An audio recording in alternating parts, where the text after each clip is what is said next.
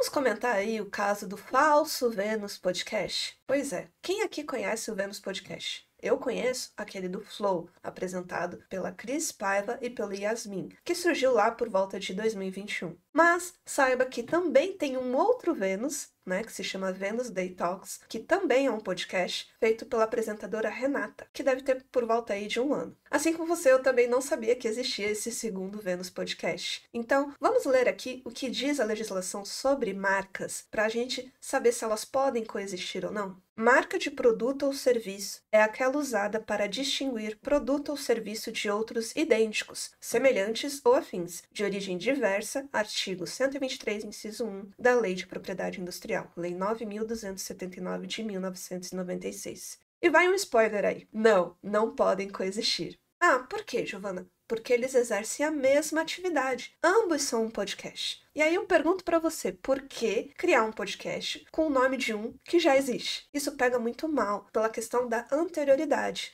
E tem muita gente chamando, né, esse segundo Vênus Podcast de o falso. Por quê? Porque teve entrevistados que estavam indo no Vênus Podcast, pensando que estavam indo no podcast criado pelo Flow, né, aquele apresentado pela Cris Paiva e pela Yasmin, e chegando lá, era o mesmo nome do podcast, mas era outro cenário, outra apresentadora. Imagina o constrangimento do entrevistado chegando lá e descobriu de última hora que, opa, estou no lugar errado, nem sabia o que era esse podcast. Foi exatamente o que aconteceu com a Camila Frender. Quando ela chegou no podcast, ela se assustou, reparou que estava em outro local, mas ela deu a entrevista. E, cara, foi uma entrevista não muito legal. Por quê? Foi cheia de pausas, né? Você viu que ela não estava naquele clima. Por quê? Você tem aquele constrangimento, você chegou no local errado. Ou seja, houve confusão por conta do nome Vênus. Por isso, se você tem uma marca forte, registre o nome, o seu logotipo, para não criar dúvidas. Qual que foi o erro do Vênus Podcast que a gente conhece, que é o do Flow, né, da Cris Paiva e da Yasmin? Eles não levaram a marca deles a registro. Aí o que aconteceu? Outra pessoa criou um outro podcast também utilizando o nome Vênus, no caso a Renata, e ela foi lá e fez o pedido de registro de marca. Isso quer dizer que a Renata tem tudo garantido e ela vai poder utilizar o nome Vênus e, no caso do podcast do Flow, com esse mesmo nome, vai ter que parar de utilizar? Não necessariamente, mas elas vão entrar no embate jurídico. Por quê? Os dois, eles não podem coexistir, eles têm o mesmo nome, causa confusão nas pessoas. Vamos ler o artigo 129, parágrafo 1º da Lei de Propriedade Industrial? Toda pessoa que de boa fé, na data da prioridade ou depósito, usava no país há pelo menos 6 meses marca idêntica ou semelhante para distinguir ou certificar produto ou serviço idêntico, semelhante ou afim, terá direito de precedência ao registro. Ou seja, mesmo sem ter levado o pedido de registro de marca do Vênus Podcast no INPI, a Cris e a Yasmin podem reverter essa situação. Situação essa que, vamos combinar, podia ter sido evitada.